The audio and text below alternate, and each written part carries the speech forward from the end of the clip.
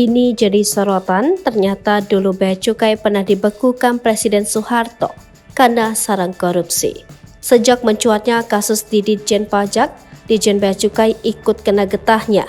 Gaya hidup mewah para pejabat bea cukai hingga persoalan tagihan barang hadiah dari luar negeri membuat bea cukai jadi sorotan. Dikutip dari artikel yang ditulis di laman resmi media keuangan Kementerian Keuangan, institusi bea cukai pernah dibekukan pemerintah Orde Baru karena menjadi sarang korupsi yang sedemikian parah. Presiden Soeharto kala itu sangat gerah dengan praktik korupsi yang sangat marak di bea cukai. Meski tak sampai dibubarkan, Soeharto memutuskan membekukan institusi ini. Di era Orba, praktik korupsi terutama pungutan liar begitu lekat dengan pegawai bea cukai. Mereka melakukan kong kali kong dengan pengusaha ekspor-impor. Banyak pengusaha menyuap pegawai bea cukai untuk memuluskan penyelundupan. Praktik ini kerap disebut dengan uang damai. Pada 6 Juni 1968, Menteri Keuangan dijabat oleh Ali Wardana. Kala itu terjadi banyak penyelewengan dan korupsi di Bea dan Cukai.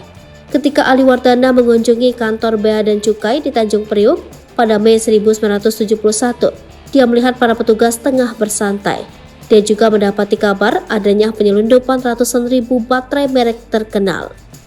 Ali Wardana akhirnya melakukan mutasi pejabat eselon 2 antar unit eselon 1.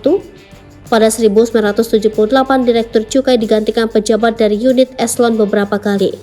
Namun, ternyata cara ini tak memperbaiki kinerja Bea dan Cukai. Penyelewengan dan penyelundupan terus terjadi. Maka, setelah berdiskusi dengan para menteri dan mendapat penilaian dari Badan Pengawas Keuangan dan Pembangunan, Presiden Soeharto mengeluarkan Instruksi Presiden Nomor 4 Tahun 1985 tentang kebijaksanaan kelancaran arus barang untuk menunjang kegiatan ekonomi. Berpegang pada instruksi Presiden, diambil keputusan untuk mempercayakan sebagian wewenang Direktorat Jenderal Bea dan Cukai kepada PT Surveyor Indonesia yang bekerja sama dengan sebuah perusahaan swasta asal Swiss bernama Societe Generale de Surveillance. Ini artinya banyak pegawai bea cukai terpaksa dirumahkan karena pekerjaan mereka diambil alih PT Surveyor Indonesia.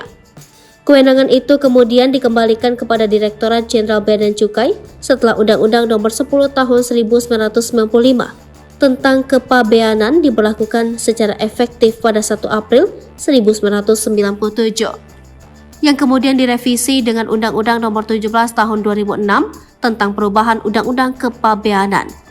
Undang-Undang Nomor 10 Tahun 1995 juga memberikan kewenangan lebih besar kepada Direktorat Jenderal Bea dan Cukai sesuai dengan lingkup tugas dan fungsi yang diembannya.